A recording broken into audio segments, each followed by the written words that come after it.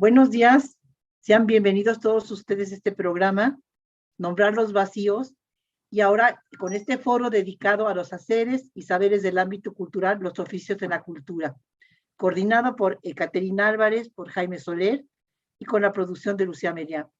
Quisiera platicar un poco por qué este foro está dedicado a la memoria de Iker Larrauri, este gran museólogo, museógrafo, y que fue inspirador de toda una época de la museología mexicana.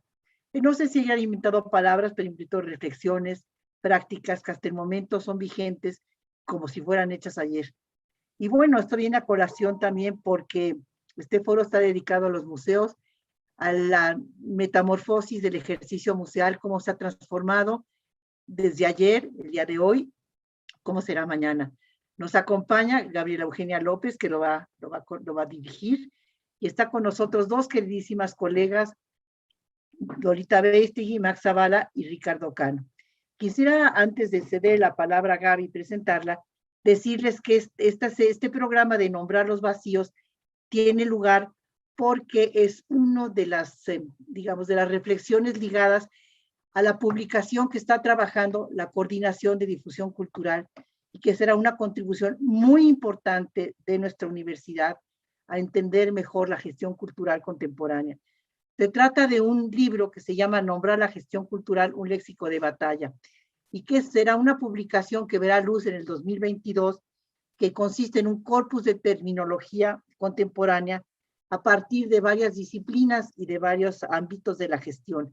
Uno de ellos, desde luego, es el museo, habrá otros los medios digitales, la música, la radio, la televisión, las artes visuales, las artes vivas, las culturas alternativas, etc.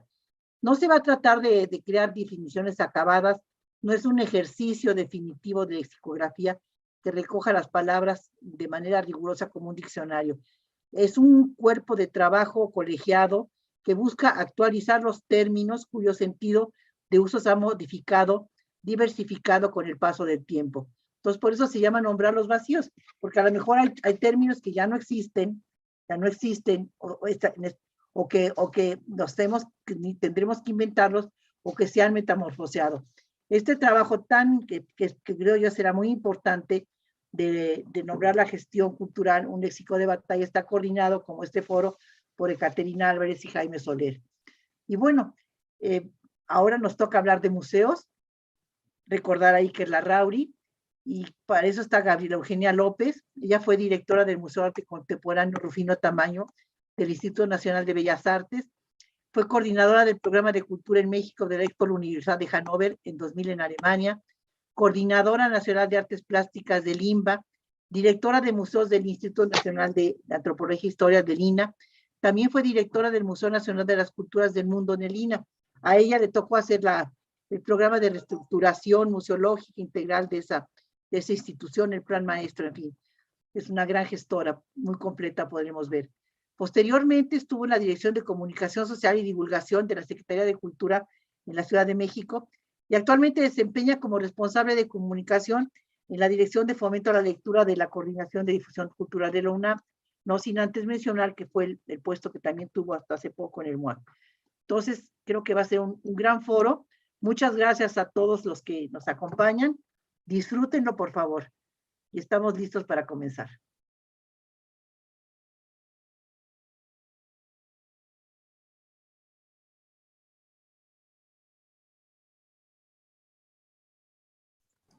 Hola a todos. Muchísimas gracias, Chela, Eka, Jaime, por esta invitación a participar en este foro tan relevante para nosotros, para la gente de museos. Quisiera reiterar que lo estamos dedicando a la memoria de Iker Larrauri, uno de nuestros pilares, digamos, de la museografía y la museología en México, recientemente fallecido. Es una gran pérdida. A Iker le debemos realmente el desarrollo de los museos en un tramo muy, muy ancho de la historia del siglo XX y del siglo XXI. Así es que a su memoria lo dedicamos. Y bueno, yo quisiera comenzar contextualizando un poco este foro. En septiembre del año pasado, la Cátedra Inés Amor de Gestión Cultural llevó a cabo un foro muy relevante para los museos titulado Desnormalizar al museo. Muchos de ustedes pudieron atenderlo. Yo lo atendí desde luego puntualmente y he vuelto a él una y otra vez porque lo dicho en ese espacio de reflexión fue muy relevante. Una de sus conclusiones fue precisamente continuar la reflexión, seguir haciendo foros para repensar el museo. La reflexión no ha parado desde entonces y esta conversación es resultado de aquel impulso. Entonces, bueno, les decía, quisiera dar un poco de contexto a esta charla.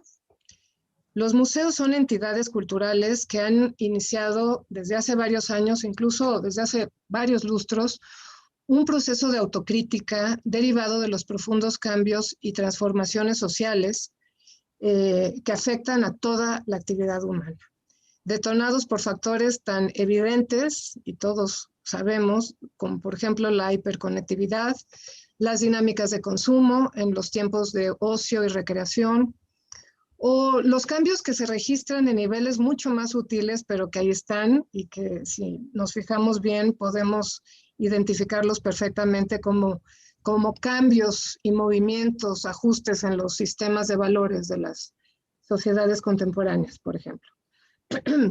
A nivel global, los museos revisan la coherencia de sus narrativas y la pertinencia de sus misiones y objetivos dentro de sus contextos con base en valores, su eficacia a la hora de generar y transmitir conocimiento, sus capacidades para promover experiencias significativas y transformadoras en sus públicos o los modos de conectar dichas audiencias, entre otras cosas.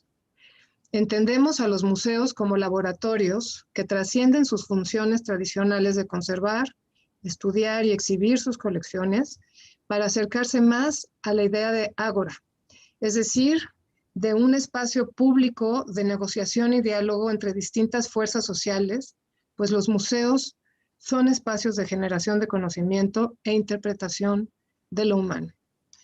Un síntoma o un resultado de este proceso de repensar el museo es la necesidad de redefinirlo en términos que se ajusten a las necesidades y expectativas de las sociedades contemporáneas mucho más participativas, críticas y donde la cultura es entendida como un derecho humano.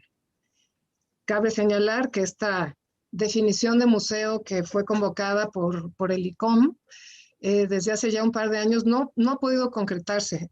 Ha sido un tema muy profundo que ha derivado en discusiones muy complejas en torno a la naturaleza del museo y lo que debe de ser el museo hoy y mañana. Ya no se trata de construir un museo para la comunidad, sino un museo con la comunidad, donde el verbo es co-crear y donde aspectos como beneficios, transparencia, gobernanza, participación, sostenibilidad, modelo de gestión, responsabilidad social, mediación, evaluación, interpretación de datos y resultados son absolutamente relevantes para determinar la eficiencia, el rendimiento y la pertinencia de los museos. Es en este contexto de transformación, desgranado de manera muy general, ciertamente, como lo acabo de comentar, y donde desde luego existen asimetrías en las distintas realidades de los museos en el mundo. Y luego pues llegó la pandemia. ¿Qué decirlo? La crisis sanitaria por COVID-19 lo cruza todo y este proceso de reflexión de los museos, que había sido un tema, digamos, más o menos natural, se convirtió en un tema obligado, igual que la migración a lo digital, ya no como parte de esta evolución natural de la institución museo, aunque en parte sí lo sea, pero sí adquirió a partir del 2020 el carácter de urgencia y de condición de sobrevivencia. La pandemia todo lo magnificó.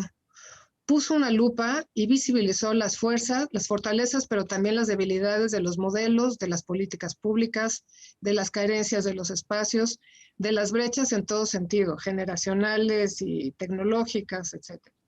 Vamos apenas incursionando en caminos intransitados para la reconfiguración de nuestros espacios museales, viendo nuevos paisajes y sosteniéndonos, eso sí, en la experiencia. ¿Qué quedará del museo tradicional? ¿Qué nuevas estrategias se insertarán en la práctica museológica hacia el futuro? En este contexto complejísimo es que el museo contemporáneo tiende a insertarse y a modificar sus modos de comprenderse y de hacerse. Digo tiende porque las condiciones de los aproximadamente 90,000 museos en el mundo no tienen las mismas condiciones. Sin embargo, es un hecho que la tendencia nos lleva a desarrollar nuevas funciones y nuevos procesos dentro del museo que exigen nuevas competencias y nuevos perfiles en sus organigramas. Algunas funciones que podríamos llamar tradicionales tienden a desaparecer para dar paso a otras nuevas. Cada vez más los museos forman equipos más pluridisciplinarios y operan bajo esquemas organizativos mucho más horizontales. Así es que a partir de aquí arrancaremos nuestra conversación. Y para esto hemos invitado, y me da muchísimo gusto presentar a nuestros ponentes el día de hoy, tres actores y agentes fundamentales del quehacer museístico en México y en el mundo. Me refiero a Magdalena Zavala, a Lolita Beistegui y a Ricardo Cano. ¿Cómo están? Bienvenidos. Buenos días. Un placer estar aquí. ¿Qué tal? Me da mucho gusto que estén aquí. Voy a hacer de una vez las presentaciones de todos ustedes para que la plática pueda ir fluyendo y no nos atoremos en leer la currícula, ¿vale? Entonces, bueno, empiezo con Magdalena Zavala Bonachea. Es historiadora por la Universidad Iberoamericana, cursó la maestría en museología por la ENCRIM, en el INA, es egresada del programa de alta dirección en museos otorgado por la Getty Leadership Institute, el ILM y el ITAM de México. Con más de 30 años de experiencia profesional en la gestión cultural, ha participado en diversas posiciones dentro del ámbito de los museos. Ha sido directora de 3 recintos y actualmente dirige el Museo de Arte e Historia de Guanajuato, un espacio realmente maravilloso. Encabezó por 2 periodos la Coordinación Nacional de Artes Visuales del INBA y presidió el programa Ibermuseos de la Secretaría General de Estados Iberoamericanos, SEGIB, donde se articulan políticas públicas para los museos de la región. Bienvenida, Mac. Muchas gracias, Gaby. Bienvenidos todos. Sí. Ahora toca el turno a Lolita Beistegui. Tiene una larga trayectoria y muy destacada en el desarrollo conceptual y dirección de proyectos en el ámbito de la cultura, la radio pública y la promoción del comercio y la inversión. Fue coordinadora ejecutiva del antiguo Colegio de San Ildefonso. Creo que la primera, ¿no, Lolita? La primera, te tocó iniciar ese proyecto, proyectazo, maravilloso. Bueno, que es un espacio fundamental del arte, la cultura y del conocimiento dedicado a la presentación de exposiciones temporales. Encabezó la Dirección General del Instituto Mexicano de la Radio, IMER. Fue directora en Francia de ProMéxico, organismo encargado de promover la inversión extranjera directa e impulsar la exportación de productos mexicanos. Desde agosto de 2011 es la directora general de Papalote Museo del Niño, con 3 sedes, en Chapultepec, Cuernavaca y Monterrey. Bienvenida, Lolita. Y bueno, pues tenemos a nuestro invitado internacional, Ricardo Cano. Ricardo Cano Berrade inició su carrera en proyectos de diseño industrial para luego trabajar como diseñador gráfico publicitario. Navegó durante bastante tiempo en las aguas de las agencias de publicidad, primero como director de arte y después como director creativo. Actualmente se desempeña como profesional activo en el amplio mundo de los museos. Es fundador y director general de EVE, que son las siglas para Espacio Visual Europa. Es una empresa de desarrollo museológico y museográfico reconocida a nivel mundial, que quizá muchos de ustedes conozcan ya porque periódicamente publica un newsletter y un blog muy interesante con temas diversos relativos a los museos, y es miembro de la Asociación Española de Museología y de la Asociación Profesional de Museólogos de España. Así es que, bienvenido, Ricardo, muchísimas gracias por haber aceptado nuestra invitación. Y pues bueno, iniciaremos un poco la conversación. Hemos identificado, como es un tema tan amplio, hemos identificado 3 3 áreas básicas por las cuales nos podremos mover por ahí e incluso salirnos de ellas, pero que tienen que ver con estos nuevos esquemas de gestión en los museos que involucran desde luego nuevas prácticas, nuevos perfiles, nuevos enfoques, nuevas competencias, por supuesto. Entonces, el primero sería la sostenibilidad financiera y los consecuentes modelos de gestión y cómo se están abordando ahora. Posteriormente vamos a hablar un poco de política pública y también de los modelos de gestión. Y vamos a hablar de un tema que a todos nos preocupa y nos interesa desde luego, que es el futuro de los museos y cuáles serán esos nuevos modelos y qué implican, ¿no? ¿Cómo estamos accediendo a ellos? Así es que yo empezaría pues con esto, ¿qué nuevos de gestión se vislumbran en el panorama museal y cómo podemos ir hablando de la diversificación de las fuentes de financiamiento y cómo se han transformado estas técnicas de procuración de fondos? Y yo quisiera pedirle a Lolita Beistegui, que es expertaza en el tema, que nos pueda comentar. Yo no soy expertaza en el tema, la necesidad me ha vuelto, me ha obligado a adquirir esa competencia. El dinero sí es un factor fundamental para lograr un objetivo. Es decir, en nuestros medios hemos oído muchísimas veces la palabra creatividad. Ponte creativa y así podrás subsanar la escasez. Creo que hay pocas cosas que me irritan tanto que ese llamado, porque no es verdad. Es decir, sí se requieren dinero para lograr, para hacer, para programar, para investigar, para montar una exhibición, para mantener un museo. ¿De dónde viene ese dinero y cómo se procura, cómo se genera? De una manera un poco provocativa, y por eso Gaby me lanza al ruedo, dije que el término de recaudación de fondo debería de desaparecer. En ninguna empresa se habla de recaudar dinero, se habla de generar ingresos. Yo no veo por qué en nuestros ámbitos no se podría utilizar la misma terminología. ¿Por qué recaudar?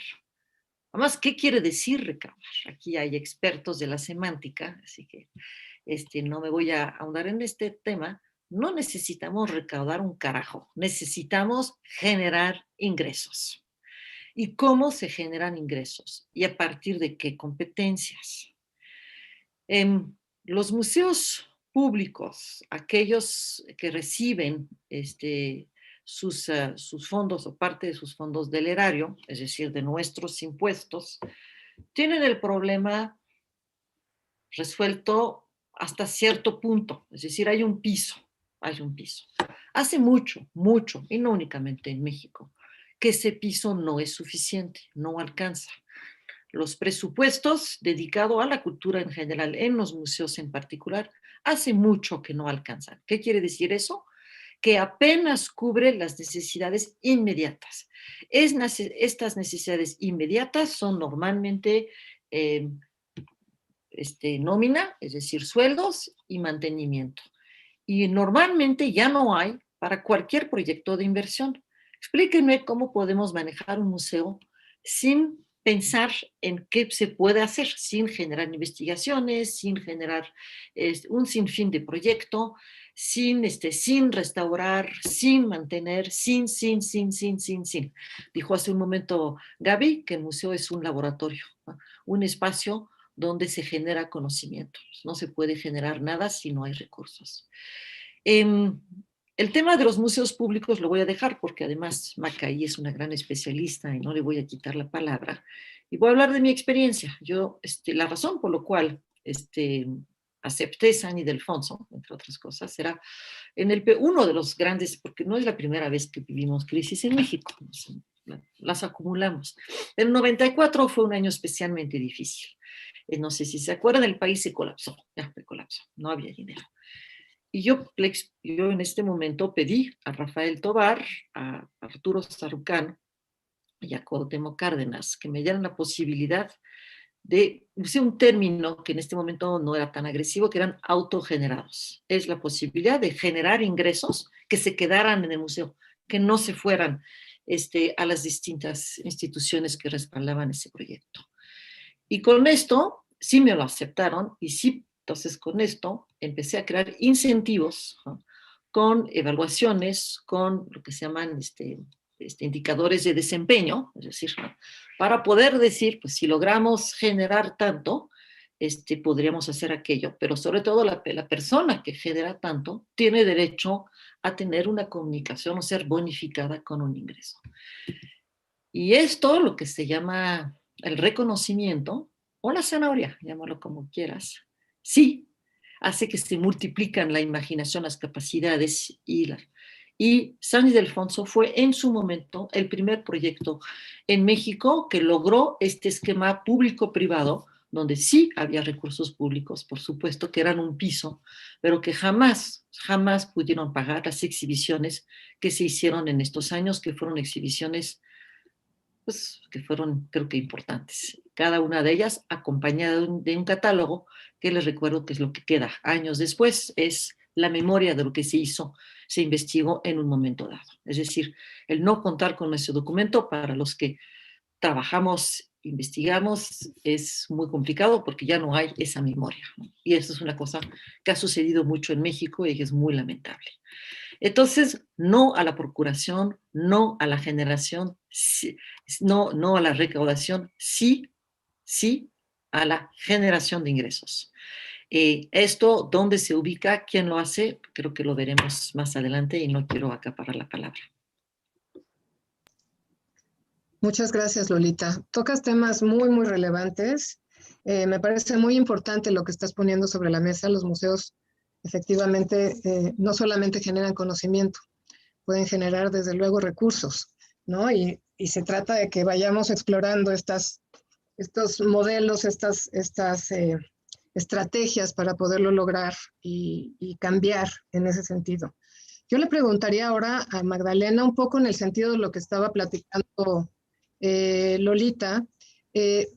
Mac, tú desde la perspectiva de la gestión pública, ¿cómo ves las posibilidades de los museos como para poder cambiar estos modelos? ¿De qué manera la política pública puede ser un factor fundamental para poder encauzar los modelos, conformarlos, y en qué medida los marcos institucionales facilitan o no la transformación, la evolución y el fortalecimiento de los museos con financiamiento público? Porque también la política pública desde luego afecta a los museos con financiamiento privado, pero vamos un poco hacia lo público. Mac, ¿tú qué nos puedes comentar?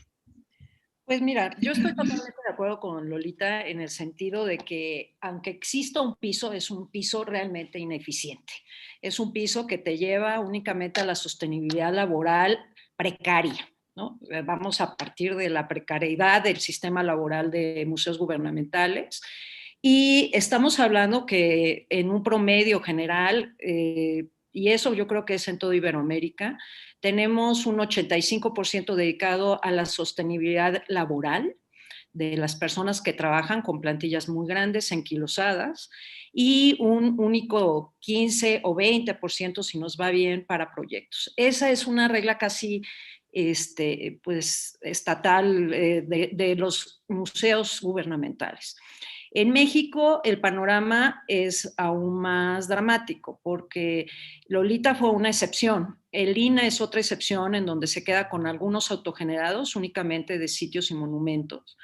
Pero en el caso del INBA no nos quedamos con los autogenerados. Nunca llegamos a acceder en ese momento a poder lograr recuperar la taquilla y pues todos los productos de comercialización.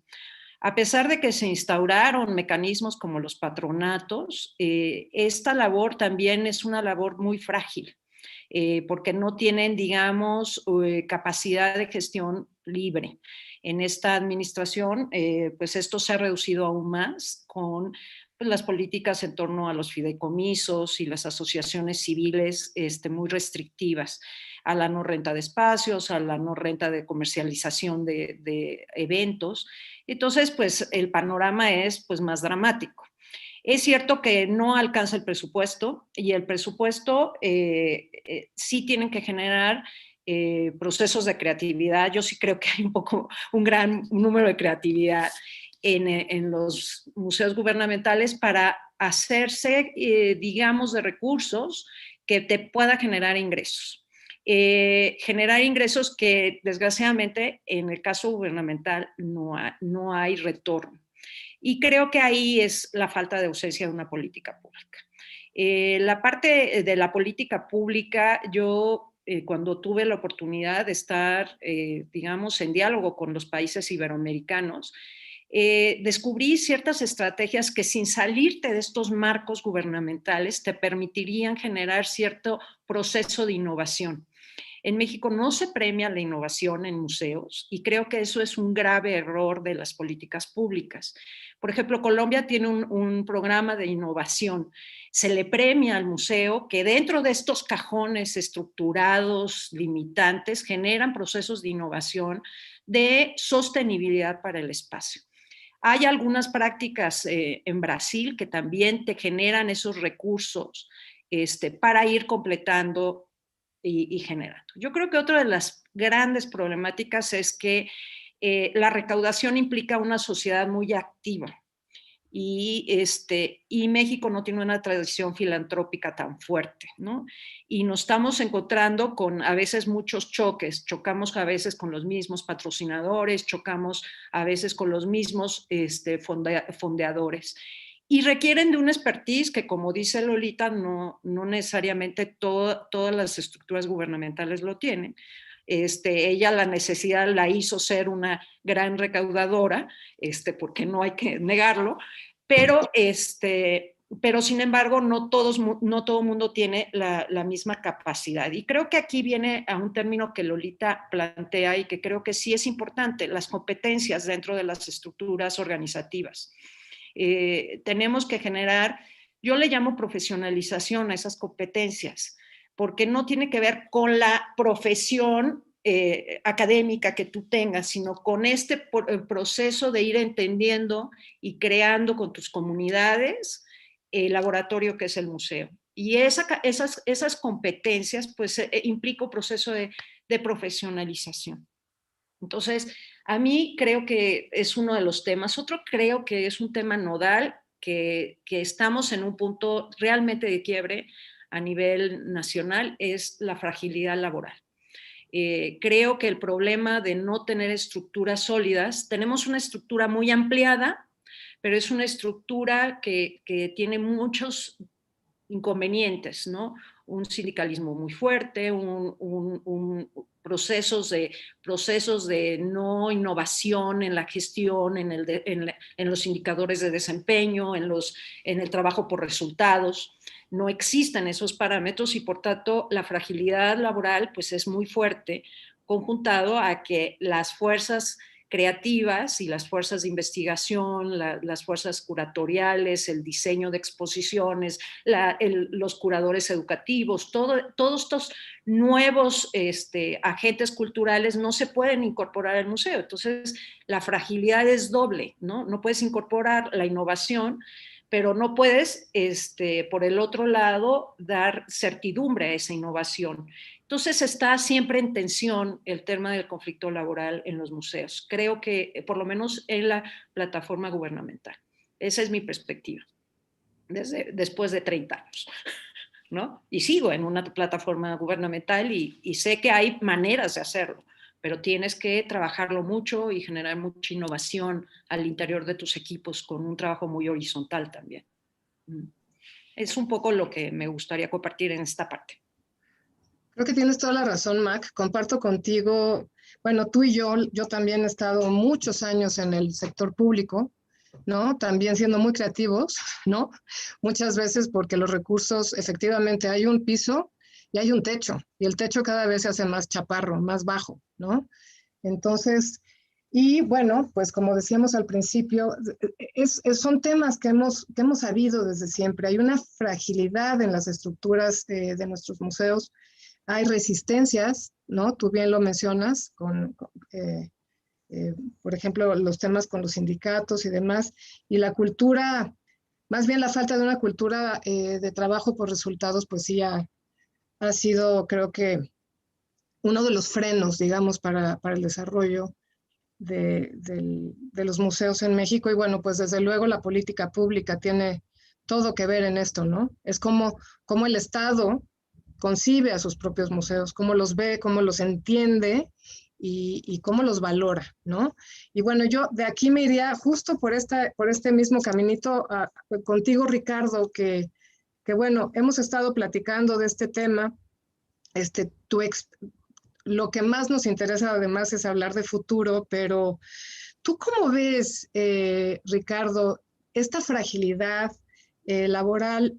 ¿Es algo que se repite en otros lugares del mundo? Tu experiencia al ser un profesional en España, aunque has trabajado en México, en América Latina y en Europa y en otros lugares del mundo, ¿cuál es tu perspectiva en este sentido?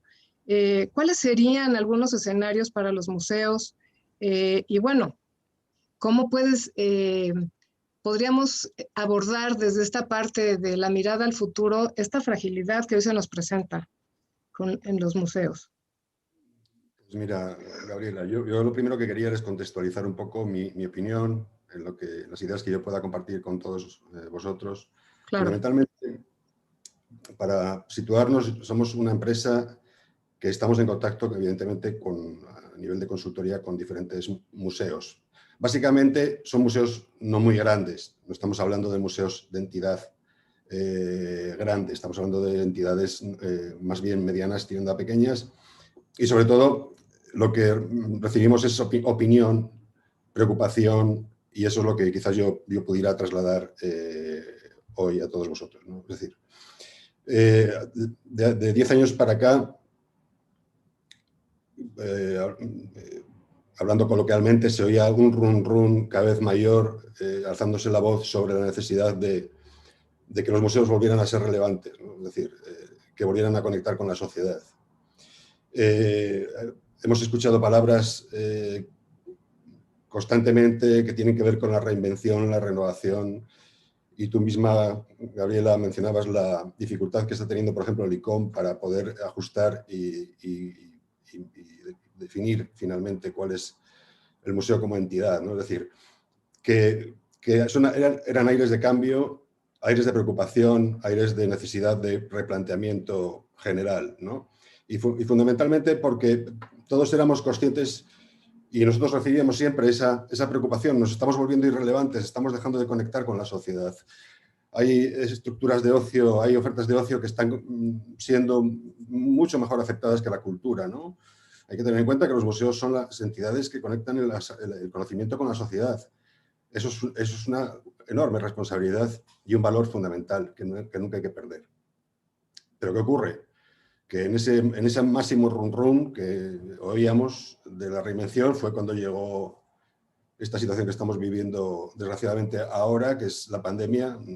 Creo que es importante contextualizar también estas opiniones con relación al hoy, ¿no? Y todo giró. Hubo un movimiento generalizado primero de pánico, ¿no?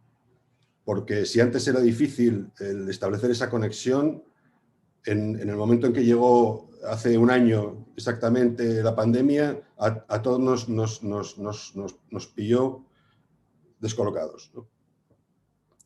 Entonces, esa preocupación de la reinvención derivó a la preocupación de la supervivencia, fundamentalmente. ¿Y qué hacer, ¿no?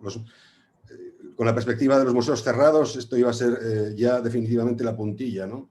La puntilla definitiva para todo el progreso y la generación de esperanza para salvar a los museos. Y curiosamente, en este momento de crisis empezaron a surgir iniciativas, ¿no?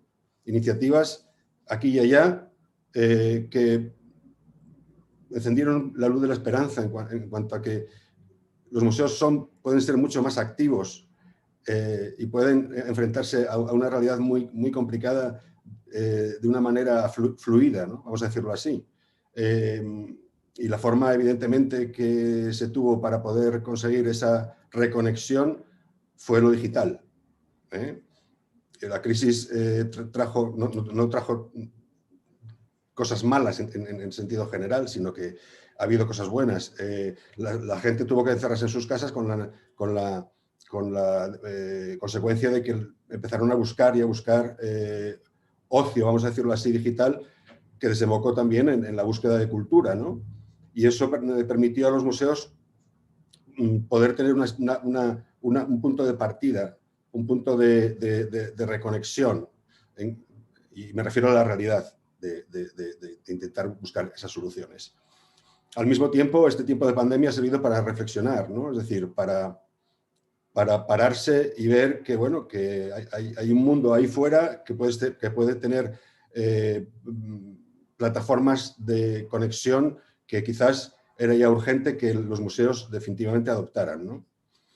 Y luego, evidentemente, en cuestiones de sostenibilidad, derivadas también de esta reflexión que nosotros recibimos constantemente, la necesidad de esta sostenibilidad, de poder ser viables, ¿no? Sin tener que sacrificarlo absolutamente todo o casi todo, había que buscar soluciones. Es decir, estamos en tiempo, evidentemente, ya de no pararse en la queja y en el sufrimiento de la supervivencia, sino que definitivamente había que plantear ya cuestiones que ya van más allá de esta reconexión con la sociedad desde el punto de vista digital, ¿no? Y tiene mucho que ver con el replanteamiento digamos así, del concepto de museo como entidad devoradora de recursos públicos para poder existir. Pensando ya a nivel corporativo, es decir, crear ya definitivamente el museo empresa. El gestionar el museo como si fuera una empresa. Evidentemente, las instituciones culturales como son los museos son entidades sin ánimo de lucro, pero tienen que ser sostenibles, es decir, tienen que generar recursos para poder pagar sus nóminas, para poder desarrollar sus exposiciones, para poder reinventarse, para poder renovarse y demás. Evidentemente, cuando nosotros enunciamos el museo debe convertirse en una empresa, la contraparte dice sí, pero ¿cómo, no? ¿Cómo? Hay cuestiones, por ejemplo, muy puntuales y muy importantes que a mí me parecen fundamentales y tiene mucho que ver con la planificación y también mirando al futuro. Es decir, a nivel general, mi opinión es que los museos miran el hoy, pero no planifican el mañana a nivel general. Es decir, hay cuestiones que deberíamos tener ya en cuenta y una de ellas, fundamentalmente, que a mí me parece importantísima, es el conocimiento de la sociedad. Una de las cuestiones que son fundamentales para mí es que, y no solo para mí, sino para muchos, está en que tenemos que poner la atención en lo local, que la pandemia ha terminado con la internacionalización de los museos a nivel de visita, es decir, el turismo. Eso nos obliga a fijarnos en lo local y nos obliga también, evidentemente, a saber quiénes son. Yo creo que es un mal generalizado el desconocimiento del público. Es un mal generalizado no crear mecánicas que nos hagan conocer al público. Y luego, evidentemente, tenemos que estar en contacto con el público. Muchas veces se nos llena la boca a nivel de innovación con el tema tecnológico, cuando resulta que nosotros conocemos cuáles son las brechas tecnológicas que existen en muchos de nuestros países. ¿Qué pasa? ¿Que el museo va a dejar de ser relevante para las personas que no están conectadas a Internet? Pues habrá que hablar de eso también. Es decir, hay una serie de cuestiones a nivel de planificación que parten de un cambio de mentalidad, desde mi punto de vista, donde lo institucional se va dejando paso a lo corporativo. A lo corporativo que pueda ser aplicado a una institución cultural. Y repito, yo creo que la conceptualización del museo como producto, aunque a priori pueda sonar mal, evidentemente, es muy importante. Tenemos que modificar ese planteamiento, desde mi punto de vista. Y es que además lo clama el pueblo, vamos a decirlo así.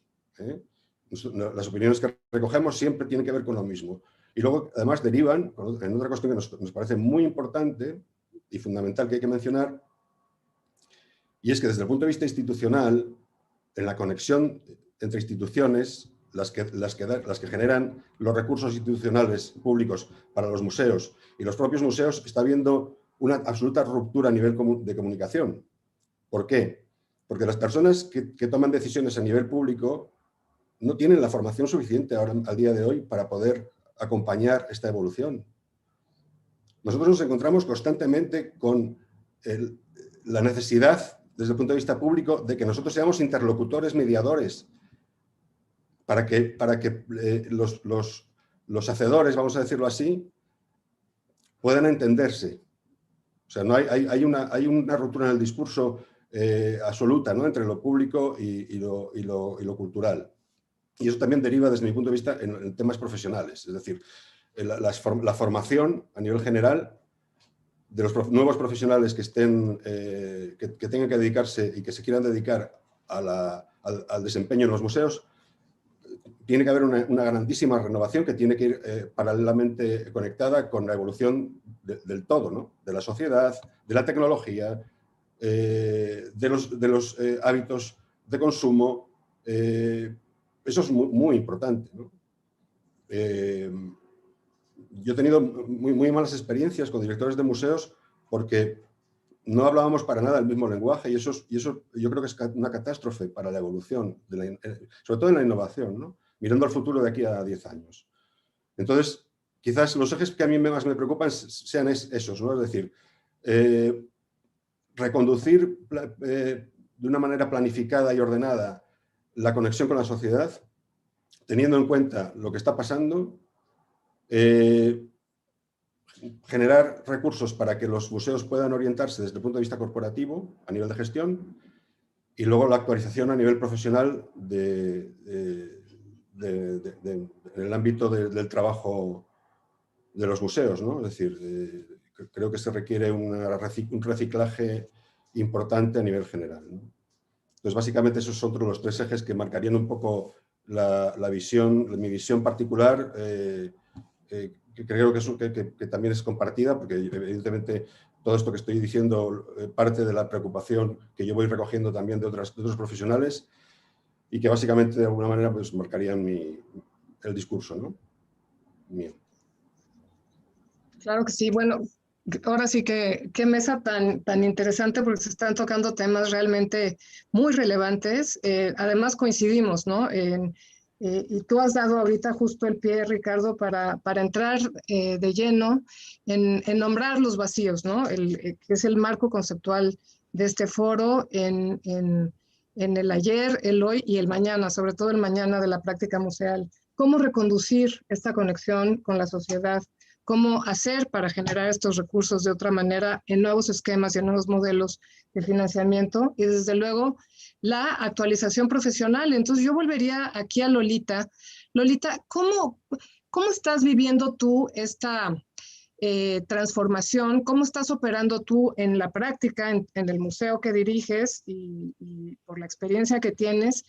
Este nuevo enfoque, ¿qué nuevas competencias identificas para tu equipo de trabajo? ¿Qué nuevas tareas, qué nuevos procesos se dan en el museo que antes no se daban y que ahora es necesario tener para poder, lo que dice Ricardo, ¿no?, reconducir esta conexión con la sociedad a partir también del establecimiento de nuevas estrategias y nuevos esquemas de gestión?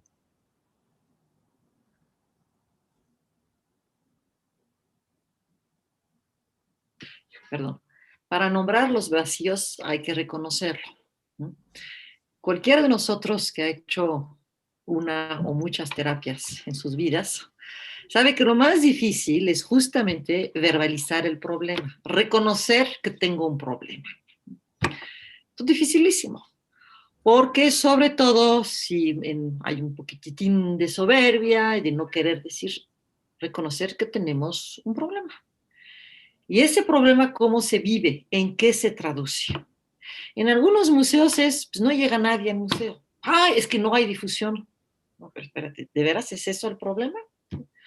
O la exposición no tuvo éxito. Y mira que era buenísima, porque vino a curarla fulano de tal, que de veras es el mero mero, pero pues no, no jaló. Seguramente es porque no hubo difusión, etcétera, etcétera. Y nunca se nombra al vacío y se reconoce que en un ejercicio de autocrítica, ¿cuál es el problema? Esta pandemia, estos meses, esta crisis sanitaria, nos obligó a hacer autocríticas, a reconocer, a ver qué es lo que no funciona, qué es lo que ya deja de funcionar. Desde la obesidad de muchas estructuras, en efecto, de veras se necesitan todas estas personas, ¿no? Y no hablo de las personas, obviamente no hablo del personal sindicalizado, sino de aquellas estructuras que no necesariamente tenemos ese tema, pero donde había muchas personas.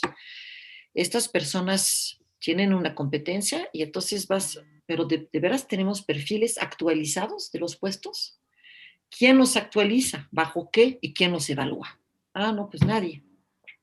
Nombrar los vacíos. ¿Quién tendría que hacer eso? ¿A quién le corresponde esa función de finalmente poder evaluar? Pero para evaluar necesitamos fijar criterios de evaluación, ¿no? Que no sean subjetivos. Me caes mal o no, llegaste tarde. ¿Cuáles son los criterios? Entonces te das cuenta que, y me gusta mucho lo que dijo hace un momento Ricardo, el museo devorador versus el museo empresa. El manejo adecuado del recurso debería ser una obligación, es una obligación de sustentabilidad, ¿no? Sean los recursos naturales, agua, luz, en fin, porque son escasos y se acaban, el dinero lo mismo. Debemos de tener una enorme obligación de manejar ese dinero de la manera más responsable para que rinda bien, para que no haya desperdicio o gaspillaje. Entonces, cuando ya vimos que la caja que teníamos era muy chiquita y tenía que aguantar por mucho tiempo, muchos, y Papalote entre otros, hizo ese esfuerzo de ver qué era lo indispensable, qué es lo que era irrenunciable y qué es lo que de verdad podíamos deshacernos de, ¿no? Desde el acuario, ¿no? Que en mi caso era con las peces, que de veras cambiaba fundamentalmente la experiencia del acuario, que requería X de A, que es carísimo, o podemos prescindir del acuario, estoy diciendo el acuario, puedo decir otros más, y que esto te permitía generar otros recursos, ¿sí? ¿Cómo lo podemos? Entonces, esa reflexión profundamente crítica, sobre lo cual tienes que decir, eso no puede seguir así, y necesitamos generar mejores prácticas. No voy a hacer un catálogo de estas mejores prácticas, porque no sé que no tenemos todo el día, pero por supuesto que aparecieron muchísimas mejores prácticas, hasta sistemáticamente, si no concursar, por lo menos pedir tres presupuestos. ¿Por qué trabajas con el mismo proveedor? De veras lo pusiste a competir con y te das cuenta que ese mismo proveedor, pues ya te había visto la cara, ¿no? Y que a lo mejor, pues, entonces, desde esa obligación, desde realmente cuidar el recurso, por encima de cualquier cosa, no por encima del trabajador. El trabajador es un capital humano fundamental, hay que cuidar ese capital humano, protegerlo, por supuesto, pero exigirnos, si de veras estás haciendo al 100 lo que tendrías que hacer, o a la mitad y pierdes mucho tiempo o generas muchas ineficiencias y tal.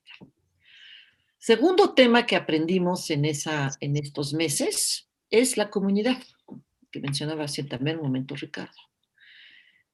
¿Para quiénes trabajamos? ¿Quiénes abrazamos?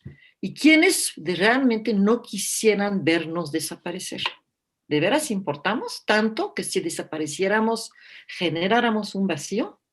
Pues en mi caso tuvimos que no hubo, sí, estamos en plena campaña, salvemos a Papalote, y tuvimos la dicha de ver que sí, había una comunidad que sí, no quería, estaba saliendo a la defensa y no defendiendo, y no dispuesta a que desapareciera este espacio por distintas razones. El trabajo con la comunidad, ¿en qué se traduce? Se traduce también en tener un sistema, es decir, cómo fidelizo, cómo los conozco. Se llama datos. Si no hay la capacidad de saber quién me viene a visitar, cuál es su correo, mandarlo de vez en cuando, una newsletter, poder retroalimentar, poder tomar en cuenta su apreciación, su opinión, si no interactúa concretamente, hablamos en teoría. Tenemos una comunidad, sí, pero ¿quién es? ¿Cómo es? ¿Qué te dice? ¿Cómo la escuchas? Esa área, que muchos museos se llama evaluación, que no estoy segura que eso debería ser el buen término. ¿Cuántos museos cuentan con eso?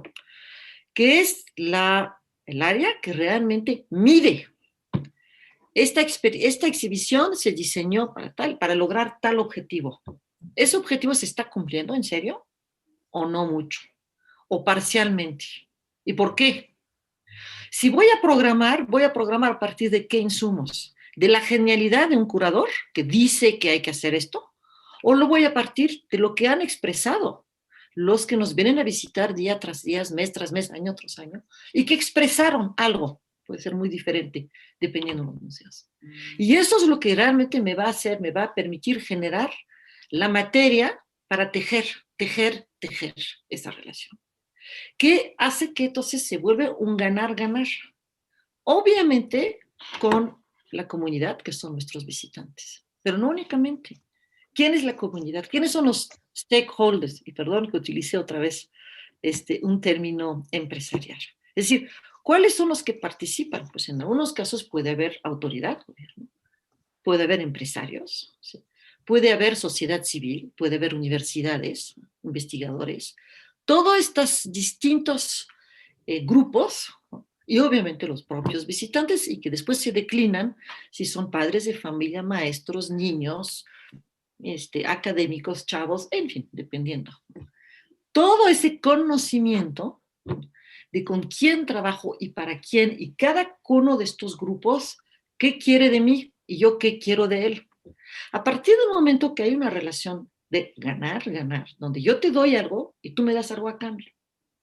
A partir de esto hay condiciones de sustentabilidad económica, social, cultural.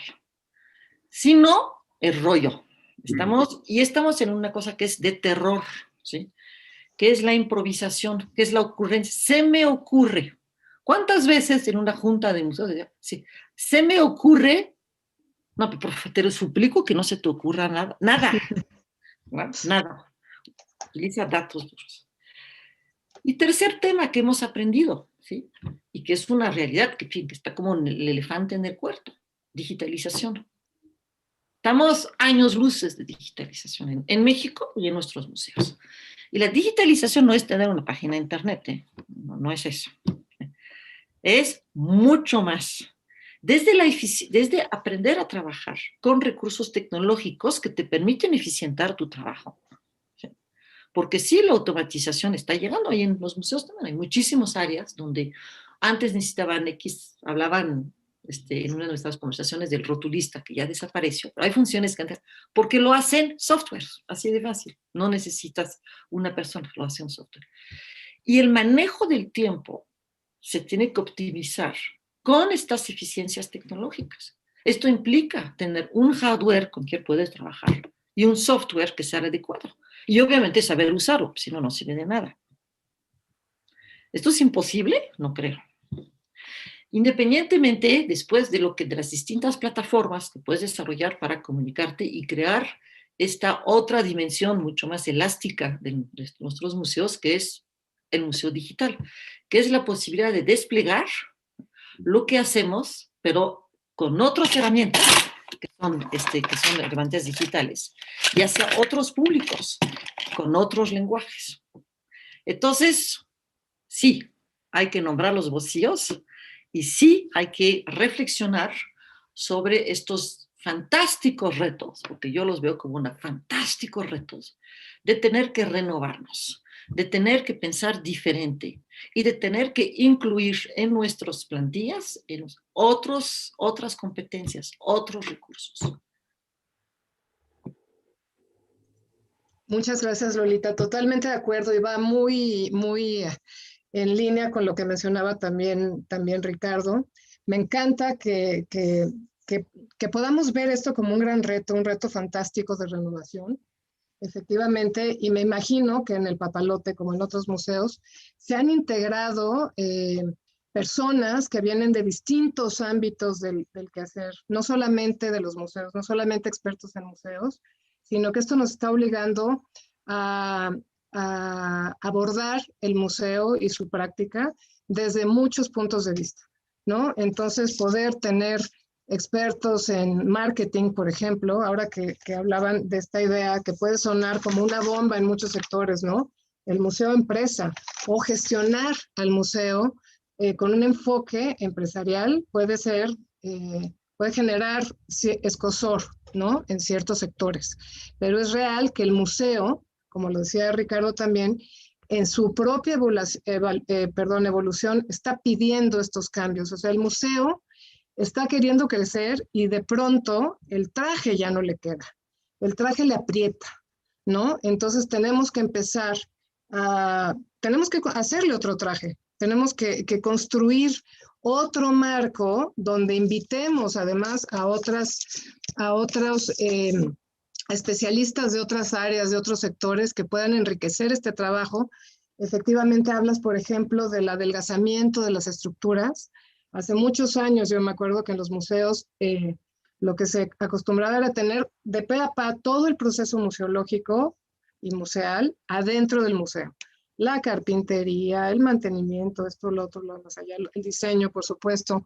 Y ahora ya no, ahora estamos tendiendo justamente a revisar lo que tú decías, esas funciones que son básicas, que tienen que estar dentro de la estructura, funciones para poder hacer la mejor toma de decisiones y de ahí poder apoyarnos y también algo que es muy importante, que ahorita pasaremos a eso, es la generación de esto que ahora se llama el ecosistema de los museos, el ecosistema de la cultura, ¿no? La industria cultural que está alrededor del museo, donde muchos creadores, muchos productores están generando servicios de muy alta calidad, ¿no? Entonces, bueno, son grandes retos efectivamente. Y de ahí me iría con Magdalena de nuevo, justamente para hablar de estos perfiles a los que ya estaba tocando Lolita, estas nuevas competencias a los que nos está obligando el propio desarrollo del museo.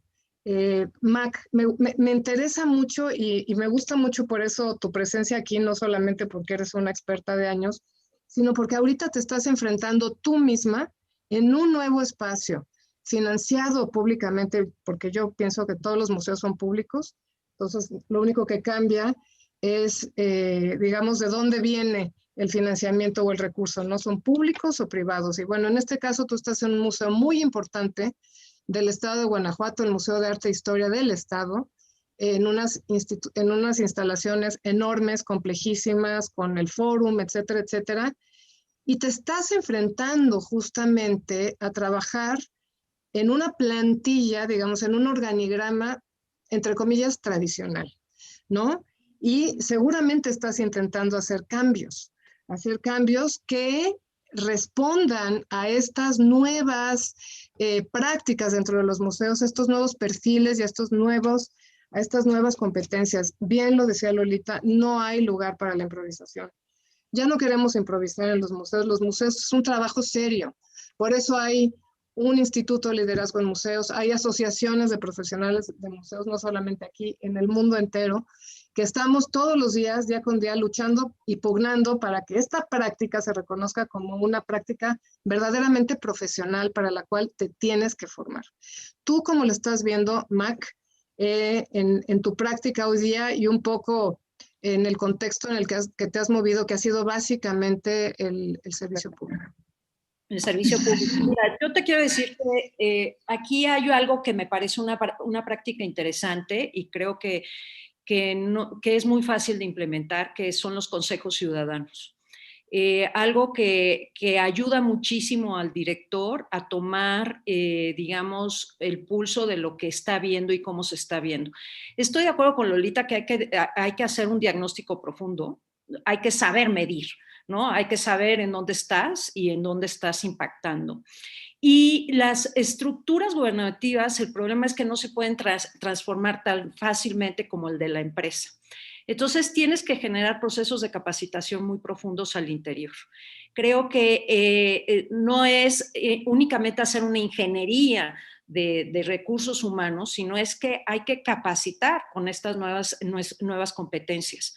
En general, el museo Y afortunadamente para mí el museo estaba en un estado pues muy actualizado en cuestiones de infraestructura, en cuestiones de acciones y con una audiencia fidelizada. Sin embargo, con la pandemia esa estructura está perdida. Entonces tenemos que trabajar el redimensionamiento con las comunidades. Y León está viviendo, pues todo el estado de Guanajuato está viviendo un proceso difícil de violencia, difícil también en cuestión del sector salud, como todo el país. Y tenemos que trabajar con comunidades para regenerar muchos, para volverlos a apropiar, para saber que el museo tiene este proceso de fidelización y que los necesitamos. Yo creo que algo que es bien importante es reconocer que nosotros no estamos solos, necesitamos al público. Y si el público no viene, estamos haciendo algo muy mal. Estamos comunicando muy mal, como dijo Lolita, estamos realizando una sostenibilidad bastante económica, bastante numérica y poco asertiva en el humanismo. Y creo que el museo tiene que empezar a trabajar los procesos de desigualdad como un elemento fundamental. Se tiene que ser como un laboratorio para evitar esas desigualdades sociales que existen. Entonces creo que uno de los primeros factores pues es la actualización, o sea, la actualización de nuevas competencias. Otra de las cosas es que quería comentar y que a lo mejor me salgo un poco de la pregunta, pero me interesó mucho de lo que dijo Lolita y lo que dijo Ricardo, es qué significa para nosotros. Hay un proceso al interior del museo de hacia dónde debemos de llevar la virtualidad y el museo digital, ¿no? Realmente tenemos la capacidad y qué es lo que nos está eliminando en nuestros conocimientos. Entonces, todo el tiempo es como la medicina, te tienes que estar actualizando.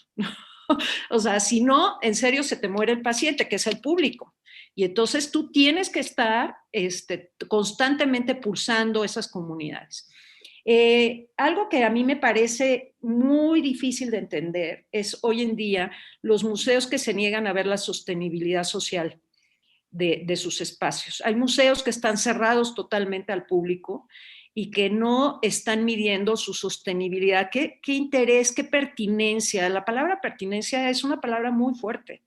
Es una palabra que tiene que ver con la pertenencia, pero también con la posibilidad de abonar algo a tu sociedad. Entonces, la pertinencia social de un museo creo que es algo que también tenemos que ponernos en nombrar los vacíos. ¿Estamos siendo pertinentes? ¿Estamos respondiendo a la sociedad aquí a nivel local, León, o a nivel estatal? ¿Qué presencia tenemos a nivel estatal? Son preguntas que nosotros nos estamos haciendo al interior del museo de ¿estamos realmente representando a Guanajuato? ¿Nuestras salas regionales representan la cultura guanajuatense? Hay miles de preguntas que todo el tiempo te tienes que estar haciendo para no perder el pulso de las comunidades y redimensionar. Otro de los aspectos, yo creo, es que tiene que tener una visión mucho más contemporánea. No, tenemos que trabajar con seres vivos, con seres, no me refiero a artistas vivos, me refiero a que estamos trabajando con público vivo que sí tiene unas exigencias ya muy claras. Esta virtualidad nos dio claridad, ¿no? Por ejemplo, el seguimiento de los comentarios. Ves que muchísimos museos trabajamos en la virtualidad y no respondemos a los comentarios. Es muy terrible porque están generando comunicación contigo y de pronto desaparece la comunicación. O sea, no les marcas un like, no les contestas. Entonces, ahí hay una doble exigencia. Aquí está la exigencia física, pero también la exigencia de retroalimentar a esos públicos que están dentro de la virtualidad. Otra de las cosas que a mí me parece interesante que hablaron fue de las plataformas de conocimiento. Creo que también el museo ha cambiado en sus vacíos en las plataformas de conocimiento. Antes era únicamente el catálogo como una plataforma de conocimiento y hoy en día ya no es necesariamente un catálogo, puede ser una red social, puede ser productos digitales, o sea, las plataformas de conocimiento que el museo utiliza hoy en día a veces son mucho más complejas que lo que eran antes. han generado nuevos retos de innovación que no lo teníamos antes de la pandemia y menos a principios del siglo XXI, ¿no? Se discutía mucho. A mí me gustaría poner un tema que creo que los museos gubernamentales tienen que ir generando, espacios de autonomía, que eso también se ha discutido mucho en los foros, el problema del espacio de la autonomía. Creo que en ese sentido los espacios universitarios tienen mayor posibilidad de autonomía que los espacios de entidades federativas o gubernamentales. Los espacios de autonomía te permiten justamente generar procesos de innovación al interior y tienes que luchar. La autonomía se ejerce, no te la concede nadie. La autonomía la tienes que ejercer tú, demostrando que estás hablando con tus públicos, que estás generando una comunicación. Y esa autonomía es el proceso que yo creo que puede ayudar, el gana-gana del que habla Lolita. Si tú puedes generar conectividad con tus públicos, dar a cambio servicios, beneficios, aprendizaje y conocimiento, pues el público va a regresar y va a haber fidelización, pero en la medida en que hay fidelización, en la medida en que logras mayor autonomía también. Porque, pues bueno, el rescate de Lolita es un buen ejemplo, del papalote es un buen ejemplo. Otro tema que creo que sí nos alcanza es a hablar de las industrias culturales, las industrias de terciarización de los servicios de los museos. Hace 20 años era impensable pensar en poder cotizar con 3 empresas museográficas o 3 empresas de servicios digitales. Hoy en día la colectividad está surgiendo a partir de estas industrias de terciarización de servicios a los museos. Antes no había, antes había 3 empresas, ¿no? Muy prestigiadas, pero a las que siempre se convocaban. Hoy en día, a nivel local, hay un desarrollo gigantesco de industrias pequeñas que están generando innovación dentro de los colectivos y los agentes culturales de la zona. Creo que también tienes que identificar cuáles son tus agentes culturales locales. Eso es un tema también importante. Cuáles son realmente estos aliados estratégicos que pueden incorporarse para tu labor, en dónde están esos aliados, y hay que salir del museo para encontrarlos. No los vas a encontrar en el museo, los vas a encontrar fuera de tu entorno. Y eso creo que es un problema. Otro problema de vacío, o sea, que hay que enunciarlo, creo que tiene que ver con el reconocimiento, ¿no? El reconocimiento de saber qué papel juegas en el entorno social y también qué papel juega el entorno social en ti, en ti museo, ¿no? El entorno social, estoy hablando todo tipo de comunidades. Y yo me acuerdo muchísimo cuando teníamos la oportunidad de ir a Estados Unidos en el programa de visitantes anuales que la Embajada de Estados Unidos, ¿se acuerdan? Hace muchos años había este esquema de que nos llevaban a los museos a visitar y dialogabas con los profesionales. Y yo me acuerdo que entrabas y decías, bueno, las áreas de educación pues son áreas que se especializan, o una superespecialización de públicos, y al final se les olvidaba el visitante común y corriente, ¿no? El que entraba día con día y no tenía esa especialización. Y entonces, hablar de comunidades, ¿a qué comunidades respondes? Eso yo creo que es uno de los vacíos más grandes de los museos gubernamentales. Y creo que sí es cierto. Otra de las cosas de la sostenibilidad financiera tiene que ver con la política pública, tiene que ver con los elementos que te permiten una mayor autonomía, el poder transformar estructuras laborales, el poder transformar, digamos, recursos, ¿no? Cada vez está aprisionando más el tema de beneficios fiscales. Y entonces, pues eso está también haciendo mucho más estricto, más constreñido el quehacer de la sostenibilidad financiera. Y el techo sí no crece, eso es cierto, el techo se va reduciendo porque los costos van aumentando. Entonces el techo se está reduciendo hasta que llegue a paro técnico. Y en algunos museos ya los hay, no hay... Ya hay paro técnico, ¿no? Ya no hay manera de hacer una gestión sin hacer una transformación y una disección profunda. pero para eso también tiene que haber políticas públicas, porque si no, no hay un marco de referencia. Por ejemplo, voy a poner en la mesa algo que es un vacío gigantesco de nuestra política pública, los museos científicos, Lolita. Los museos de ciencia y tecnología en este país parece que viven siempre como de generación espontánea, ¿no? No son reconocidos en estructuras, es muy difícil su financiamiento, las estructuras gubernamentales para financiamiento pues son reducidísimas. Entonces, esto también genera una problemática gravísima en la reflexión. Creo que proyectos como de coloquios, de seminarios, de encuentros nacionales ayudan. Sin embargo, si no se reflejan en las estructuras de política pública, pues es como dice Ricardo, estamos hablando de dos locos sentados en cuartos separados, la realidad cultural y la realidad pública, institucional. Entonces, pues no hay comunicación, no hay canales de sinergia que permitan, pues dentro de este marco oprimido, generar canales de sostenibilidad. Y yo creo que la realidad de los museos y lo que debemos de nombrar es qué canales de sostenibilidad puedes hacer desde tu realidad y cómo puedes generar el ámbito de una sostenibilidad cultural, ¿no? Ecológica también, ¿no?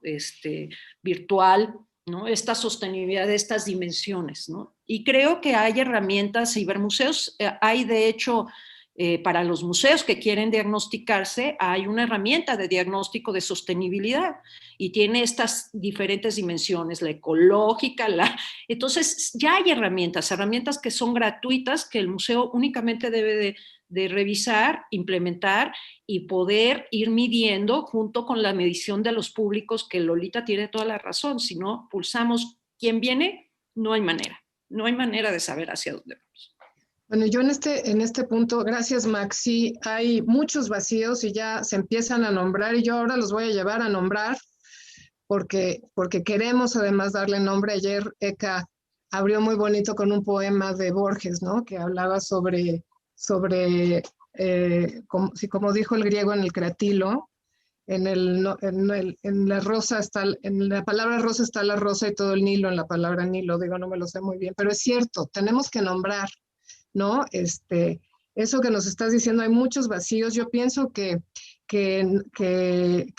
hablar, por ejemplo, de procesos en términos empresariales es correcto, porque finalmente un museo es una empresa, es un emprendimiento, ¿no? Entonces, ya desde hace tiempo, por ejemplo, temas como planeación estratégica o plan, la palabra plan era algo que antes ni siquiera entraba en el imaginario del trabajo cotidiano en el museo.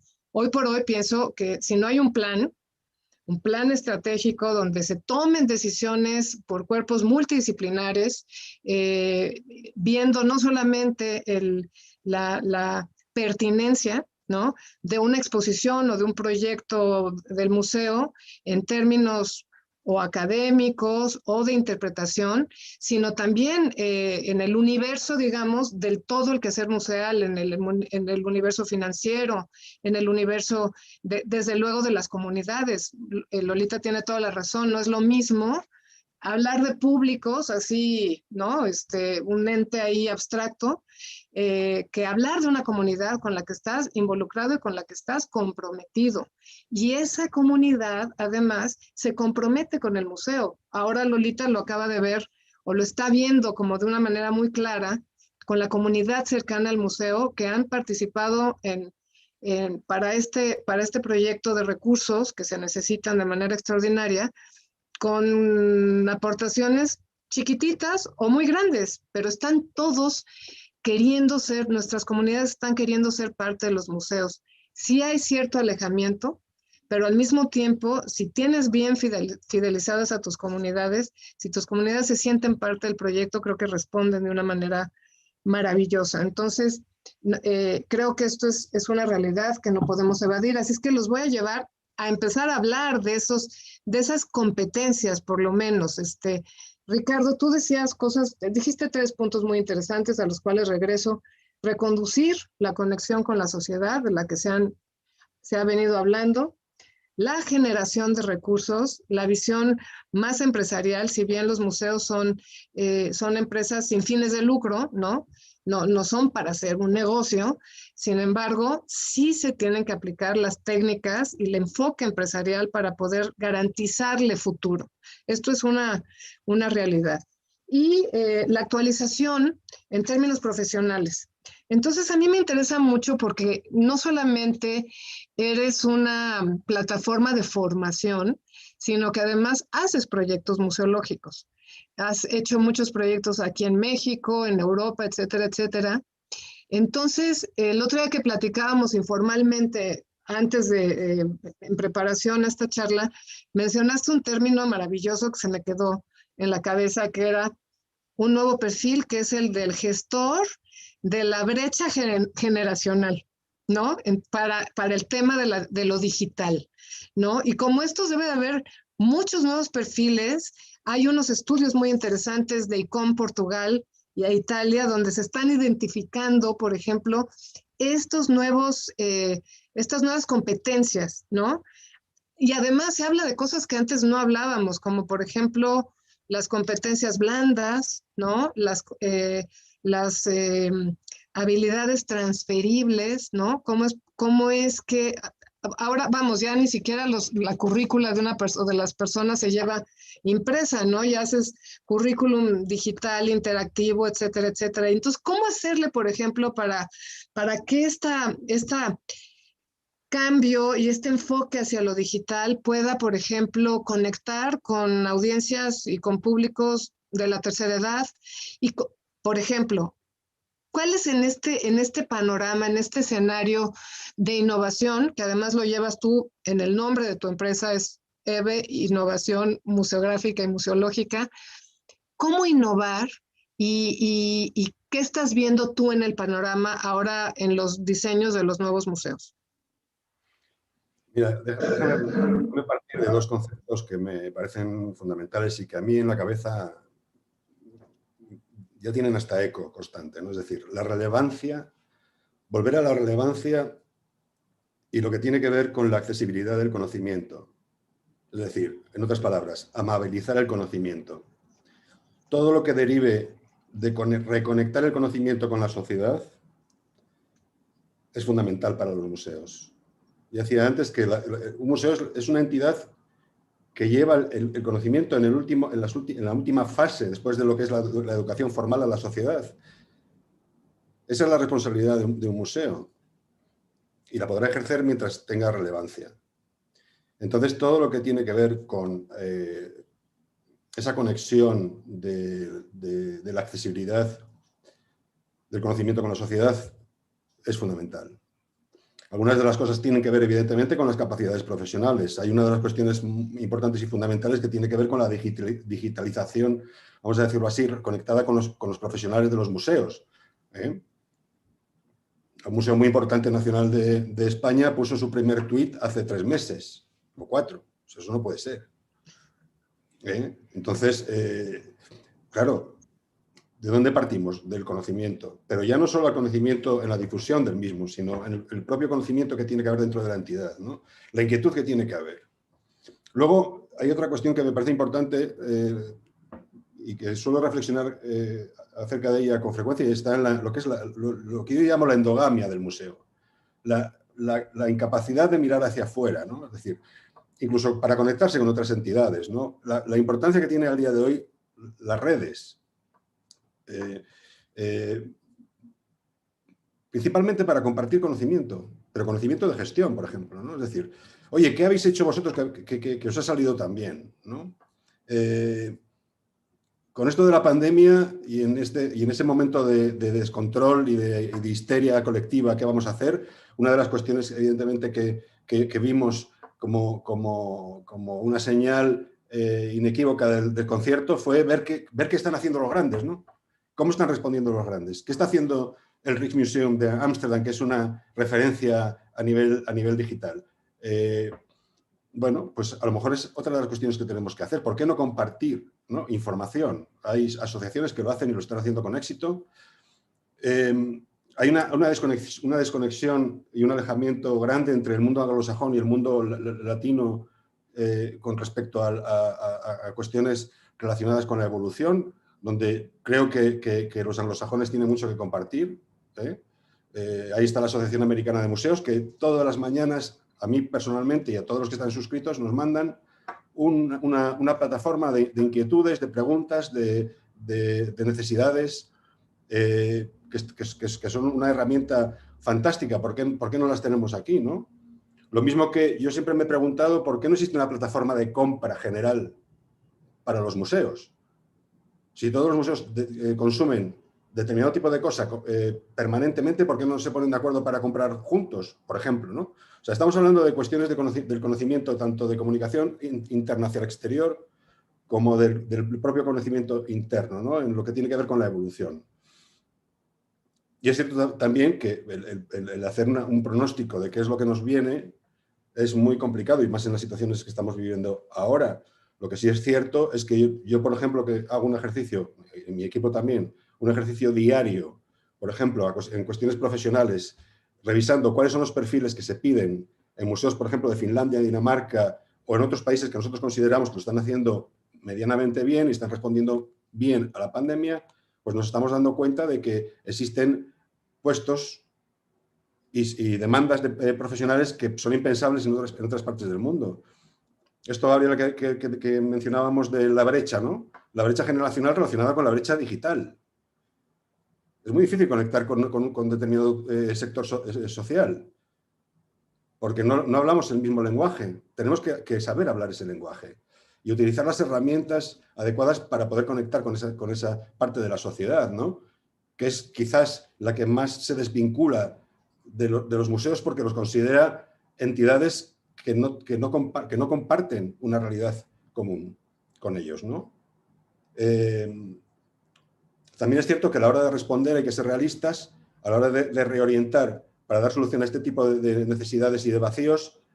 Hay otra cosa que a mí me preocupa, y es que veo poca libertad de acción cuando dependes excesivamente de la subvención pública, ¿no? O sea, no hay libertad. Por eso la gestión, cambiar los medios de gestión hacia elementos corporativos para que la sostenibilidad económica aumente, hace que aumente la libertad. Una entidad sostenible es libre a la hora de poder determinar qué es lo que quiere hacer o qué debe hacer o qué tiene que hacer. A la hora de contratar, a la hora de evolucionar, a la hora de cambiar de rumbo, ¿no? Se tiene que terminar ese horror de este museo es un buen museo porque tiene 90.000 visitantes al año. Eso es terrible, ¿no? O sea, quiero decir, a lo mejor tiene que tener 5.000, pero 5.000 superconectados con el museo, ¿no? Que realmente sean personas de la sociedad local, de la comunidad local, que tienen ya una dependencia sana con su museo, ¿no? Y esa es otra de las orientaciones que yo considero que deberíamos cambiar a nivel general, ¿no? Que pelear a muerte por esa sostenibilidad precisamente para conseguir la libertad. Y desconectarnos ya definitivamente de este yugo, porque luego está el concepto del museo esclavo, ¿no? El museo esclavo, donde uno tiene que hacer lo que le mandan, porque si no el grifo se cierra. Y eso es terrible para la cultura, ¿no? Entonces, todo gira alrededor de eso, ¿no? Es decir, que el museo tiene que ser relevante, aunque sea para 5.000 personas, ¿por qué no? Hay que buscar orientaciones corporativas que no tienen que ver con convertir un museo en una SA, SL o sociedad limitada, no tiene nada que ver con eso. Sencillamente hay que adoptar modelos de gestión que funcionen en la sociedad mercantil, porque las empresas tienen que ser sostenibles. Si una empresa no es sostenible, cierra. En el mundo se han cerrado ya 30.000 museos desde marzo del año pasado. Es una carnicería que la sociedad no se puede permitir. Claro. Entonces, bueno, básicamente es eso. Yo lo resumiría en la accesibilidad del conocimiento, el conocimiento amable y cercano que conecte con toda la sociedad. Evidentemente, la sostenibilidad económica nos da la libertad para poder decidir. Y luego yo creo que abandonar un poco la endogamia y conectarnos con el exterior es muy importante, ¿no? Sobre todo para adoptar modelos que están funcionando y que no es copiar, sencillamente es ser prácticos. Vamos a hacer lo que... Ya vimos lo que ocurrió, por ejemplo, con la noche de los museos, que el Rijksmuseum de Ámsterdam, que para mí es una referencia desde el punto de vista del riesgo, se tiró a la piscina y creó una noche de cerveza dentro del museo para determinada generación, que funcionó de cine y luego se incorporó a nivel mundial como la noche de los museos. Bueno, pues ¿por qué no? Claro. ¿Qué ocurre? Estoy de acuerdo contigo es que además, ahorita tocaste un tema muy importante, que es el de los indicadores de gestión, ¿no? Los indicadores que estaban los gobiernos y las empresas también acostumbradas a medir el desempeño y la pertinencia de los proyectos museológicos a partir de indicadores solamente cuantificables en términos de cantidades y no de calidad, que siempre ha sido un problema, ¿no? A todos nos ha pasado cómo medir esa experiencia, esa parte cualitativa de la experiencia, lo que tú dices, que sea relevante, aunque sea para pocos, pero bien relevante, ¿no? Que tenga un sentido en la comunidad en la que trabaja, en la comunidad en la que esté inserta, ya no estar batallando por tener más visitantes que todos en el año y salir en las listas de las exposiciones más visitadas, y entonces con eso como si fuera un parámetro de éxito o el único parámetro de éxito, ¿no? Tenemos que cambiar definitivamente estas visiones de indicadores de gestión. Y otra cosa que tú decías y que Lolita también la ha comentado y Magdalena también de alguna manera, es poder tener data, ¿no? Poder conocer a nuestras audiencias. Si no analizamos la data, si no somos capaces de conocerlas, bien, pero a profundidad, saber en qué condiciones vienen, de dónde vienen, qué edad tienen, qué les interesa, qué les gusta, qué no les gusta, porque eso es algo también muy, muy interesante. De pronto nos ha tocado, y a mí me ha tocado algunas veces en algunas exposiciones estar ahí. Uno se dedica a los museos y entonces, bueno, pues tiendes a ver otras cosas más allá de la exposición en sí, ¿no? Te fijas en la museografía, en la iluminación, en las cédulas, en todo, y en el público. Y escuchas lo que dice el público y dicen, pues está padre, pero ¿tú entendiste algo? No entendí nada, ¿no? Y están invitados a no regresar jamás, o solamente a regresar a la tienda del museo si la tienda es que tiene algo mono que les pueda interesar. Entonces tenemos una responsabilidad con nuestros públicos para realmente poder generar comunidad, y entonces los museos sí tienen que ser capaces de tener herramientas para poder analizar, para poder evaluar, para poder interpretar y para poder dirigir y comunicarse, ¿no? El tema de la comunicación me parece absolutamente relevante. Esto de la accesibilidad del conocimiento, de amabilizar el conocimiento, es muy importante, porque de pronto nos ha pasado también a todos que ves exposiciones escritas, no quiero decir ni demonizar a un gremio o a otro, pero arqueológicas que no nos dicen nada, ¿no? Que el arqueólogo curador le habla al arqueólogo colega, ¿no?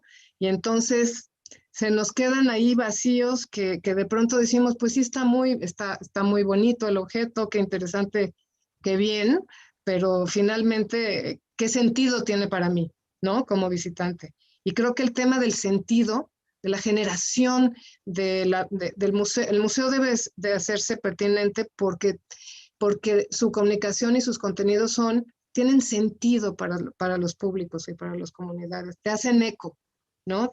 Resuenan dentro de ti. No sé, ahorita ya nos hemos pasado un poco del tiempo. Yo quisiera preguntarle a la cátedra si tenemos tiempo para algunas preguntas del público, si vamos retrasados, cómo vamos, porque la plática está buenísima. Creo que hay, bueno, muchísimo por hacer. Tenemos una tarea de poder nombrar estos vacíos y proponer estos perfiles, tenerlos identificados. No sé si tengamos tiempo y si podamos hacer preguntas.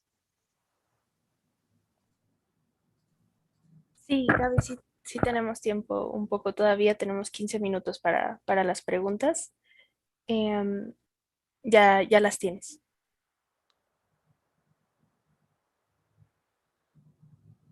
Tu micrófono.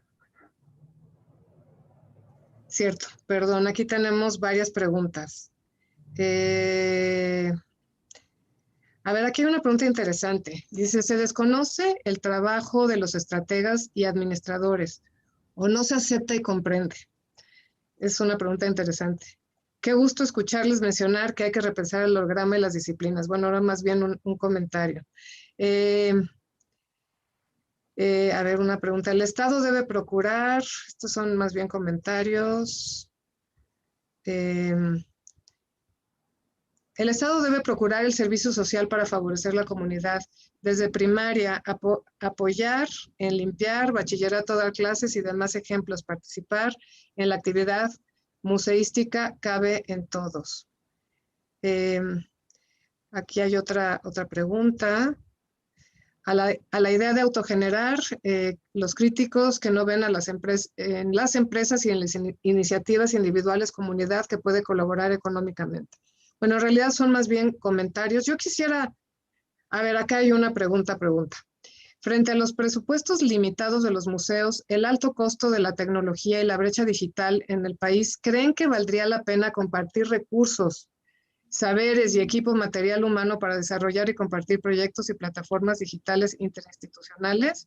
Si es así, ¿cómo imaginan que podrían tomar forma esas iniciativas? Un poco lo que tú comentabas, Ricardo, y supongo, Mac, que son cosas que viste también en Hipermuseo. No sé quién, en Ibermuseos, ¿quién quisiera responder esta pregunta en primer término? Bueno, yo conozco experiencias a nivel corporativo de empresas. Por ejemplo, concretamente en España hay una asociación que es Asociación de Empresas Familiares, que son empresas que se han creado a partir de familias, que se pusieron de acuerdo en España para crear una plataforma de compra. Esa plataforma, compuesta por estas empresas, compra electricidad, compra agua, compra sillas, compra bolígrafos, compra papel, compra todo, cristal, todo. Con lo cual, la ventaja es que evidentemente los márgenes bajan muchísimo, ¿no? Y yo siempre me he preguntado, ¿por qué no este modelo se puede utilizar en las instituciones, ¿no? Desde el punto de vista de que pueda haber asociaciones de museos, como pueda ser la que mencionábamos anteriormente, la Asociación Americana de Museos, donde se puedan hacer este tipo de compras, incluso, oye, tengo una exposición, ¿la quieres? Te la mando. Hemos utilizado este sistema tecnológico, ahora no lo vamos a utilizar, os lo envío. En fin, que haya más interrelación a nivel de intercambio de bienes y de equipos, cosa que facilitaría muchísimo la incorporación de cuestiones tecnológicas, ¿no? Porque evidentemente no es lo mismo comprar un ordenador que se compren 30, ¿vale? o X cosas, ¿no? Es decir, que a nivel práctico y siendo quizás un enunciado un poco simplista, yo considero que ya existe la tecnología suficiente como para poder crear plataformas de compra que pueden luego, y lo digo como referencia conocida, hacer un ahorro grandísimo a nivel económico para las instituciones, ¿no? Y eso enlaza directamente con el tema que hablábamos de la sostenibilidad, ¿no? Claro, a mí me gustaría, Mac, si nos puedes comentar alguna de estas esquemas o estrategias de las que pudiste ver en tu paso por Ibermuseos, que puedan ser también innovadoras en el sentido de que le puedan dar a los museos mayores capacidades de sostenibilidad y de gestión, desde luego. Mira, pues hay un caso muy emblemático que es el de los museos de la ciudad de Sao Paulo, del municipio de Sao Paulo, que vendría siendo la provincia de Sao Paulo, que tenía un esquema gerencial, o sea, toda la administración era centralizada por empresas terciarizadas, que permitía a los museos concretarse en la parte sustantiva. Entonces, eso sí permitía, por ejemplo, el tener homologado algún tipo de sistema informativo. Yo no conozco realmente otro tipo de estructura que haya funcionado en este sentido de consolidación de compras o de consolidación de servicios. Sin embargo, creo que el problema de la brecha es también las identidades, o sea, el homologar, el generar, el consolidar recursos tecnológicos también tiene que ver con las identidades, la búsqueda de la pertinencia, de la identidad cultural del espacio. O sea, hay factores que es difícil consolidar en una sola plataforma, ¿no? Sin embargo, Ibermuseos trató de cambiar esa imagen de la plataforma para poder dar hechos de comunicación mucho más ampliados. Algo que es interesante y que plantea también Ricardo es esta idea de trabajo rizomático, o sea, de crecimiento generacional, de permitirte abrir diferentes plataformas para conectar esas plataformas y consolidar proyectos. Creo que el más fácil es el expositivo, eso sí, hay muchísimas prácticas, pero no así en el tema de la brecha tecnológica. Sin embargo, pues no creo que sea difícil innovar, sobre todo si haces el encuentro con museos similares a ti, ¿no? Similares en la pertinencia o en la identidad, que puedan ir trabajando conjuntamente y abonar en esos recursos globales. Habría que pensarlo así, ¿no? Ok. A ver, aquí hay una como para Lolita. La estructura anquilosada en ciertos lugares imposibilita el desarrollo. ¿Cómo podemos los ciudadanos desarrollar canales de comunicación con quienes están en la zona de confort haciendo cultura? Es una... Zona de confort. A ver, Lolita, el micrófono. Yo decía, bueno, desde invitarlos a renunciar, ¿no? Para empezar, ¿no? Porque alguien con esa actitud pues, no va a cambiar. Es decir, ¿quién considera que donde está o es inmejorable o para qué cambiar, ¿no? Ese famoso, más vale bueno, ¿sí? ¿Qué es? Malo por, Malo por Malo conocido. conocido, bueno por conocer. Exacto. Bueno, pues eso, alguien que tuviera esa mentalidad, difícilmente podamos hacer algo. Yo creo que, ahora, yo no sé si esta persona está en una estructura donde vive esto. Yo creo que no debe de darse, más allá de la broma, de darse por vencido y cuestionar. Yo creo que el mayor favor que nos pueden hacer en la vida es obligarnos a voltear la mesa, que se caiga todo, ¿no? Todo. Y si se rompen piezas, pues ya no sirven. Entonces, invito a la persona que hizo esa pregunta a empujar hasta que se caiga la mesa. Muchas gracias, Lolita. Bueno, creo que ahora sí se nos está terminando el tiempo. Yo quisiera hacer una pequeña reflexión de cierre. Bueno, es un hecho que los museos están cambiando. Hay resistencias, desde luego. En algún momento Ricardo comentó en otra charla que los museos, curiosamente, tienen muchas resistencias al cambio, pero están cambiando. O sea, yo creo, después de escucharlos, que más allá que la institución se resista, quienes se resisten son las personas que están al frente de la institución, ¿no? Que cuesta mucho trabajo y que este 2020 tan tremendo y que nos ha sacudido tanto, cuesta mucho trabajo cambiar nuestra mentalidad, cambiar el chip, como dicen, ¿no? Poder identificar lo que decía Lolita, nombrar con sus palabras el problema, ¿no? Poderlo verbalizar. Ya con eso ya decir, bueno, tengo un problema grande, ya por ahí empiezas a reconocer que hay que hacer muchas cosas, que el museo debe de transformarse y debe verse a sí mismo también como un generador de valor, no solamente de valor de conocimiento, sino de valor de recursos, para que pueda seguir viviendo y no tener que estar siempre agarrado, digamos, de las estructuras del Estado. Está también la conciencia de que el museo es un espacio público, y que nació desde luego para recibir público, ¿no? Sin los públicos, los museos no somos nada, no son nada. Entonces, este tránsito hacia lo digital, desde luego, es una de las estrategias obligadas para todos los museos, chicos, medianos y grandes, e incluso aquellos museos que tienen condiciones de menor posibilidad de recursos, pero sí es obligado para seguir conectando. O sea, esa es la línea de vida que le va a garantizar al museo una posibilidad de futuro, desde luego, y aunque sea con una pequeña paginita y unas redes sociales bien manejadas, que es lo más difícil y que casi no cuestan, ¿no? Unas buenas redes sociales que te ayuden a conectar con tus audiencias, a crear una comunidad. Con eso el museo tiene que darse cuenta que tiene que ir cambiando, irse adaptando a estos nuevos tiempos. Desde luego, el museo presencial, yo pienso que seguirá existiendo y creo que todos estamos en eso, de que el museo seguirá existiendo, que cambiarán ciertas cosas, pero que finalmente el museo nació para eso, para recibir a sus públicos, para gestionar sus colecciones, las que sean. Incluso los museos que no tienen colección también gestionan el conocimiento de distintas maneras. Entonces, bueno, yo me tocará trabajar de aquí al viernes para otras conclusiones generales de todo el foro. Tendré que también revisar muy bien todo lo dicho para poder identificar estas nuevas competencias ECA.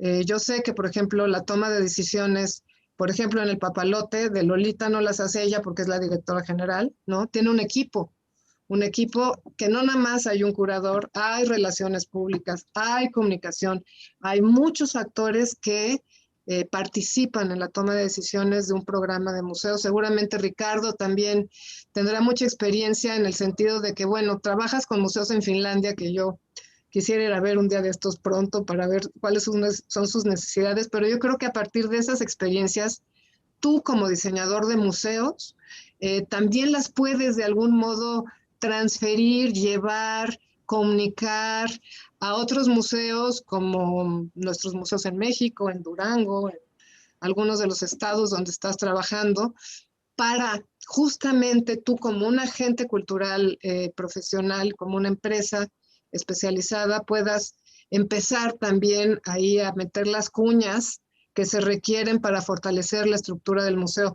Lolita lo decía el otro día que conversábamos muy claramente, el museo, ahora con la pandemia, con esta crisis sanitaria de proporciones inimaginables, lo que estaba frágil es lo que se cae, ¿no? Y de pronto lo que vemos es que tenemos una estructura de museos muy frágil en muchos sentidos, ¿no? Y que tenemos entre todos que pensarla, que ver estas opciones también de trabajo en equipo, ser más generosos entre nosotros como gremio, ¿no? Poder trabajar de manera más horizontal, no solamente dentro del museo, sino en el gremio de museos, ¿no? Podernos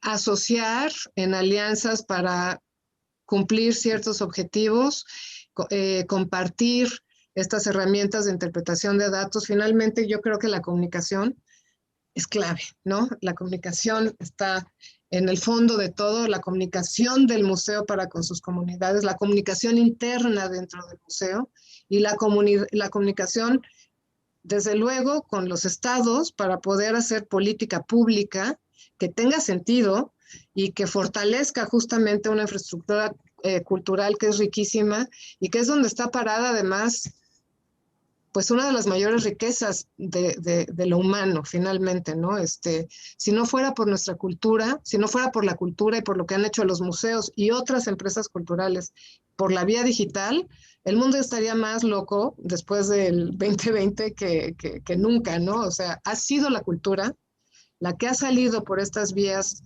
a derramarse en el mundo para hacer su trabajo de mediación, de interpretación y de enriquecimiento espiritual y anímico también para todo el mundo. Entonces, me parece que ha sido una sesión muy rica en la cual tendremos que seguir conversando, tendremos que seguir trabajando y buscando e identificando estos nuevos puntos, ¿no? De lo que ya, pues ya no tenemos rotulista, ya no lo hace el software, como dice Lolita, ¿no? Tenemos que tener, eso sí, el capital humano bien seleccionado, muy bien formado profesionalmente, que sepa usar el software, ¿no? Que lo sepa usar eficientemente y que con eso podamos, entre otras cosas, bueno, pues tener museos cada vez mejor conectados con sus públicos y con su sociedad. Pues no sé si la cátedra tenga, ahora sí, Eka, tu comentario final. Es tu micrófono.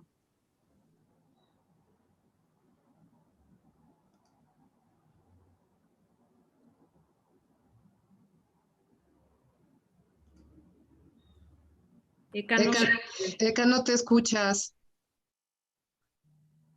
Perdón. Muchas gracias, Gaby, gracias, Lolita, gracias, Magdalena y Ricardo. Han sido reflexiones interesantísimas. Nos tocará el viernes justamente cruzar este tema de qué nuevos oficios, qué nuevas prácticas se han generado, ¿no? Con esta inevitable aceleración de la plataforma virtual de la que no podemos dejar de hablar, es el contexto en el que estamos y ha acelerado de formas insospechadas nuestro trabajo. Ya lo plantearon los tres invitados de formas muy puntuales y además muy interesantes.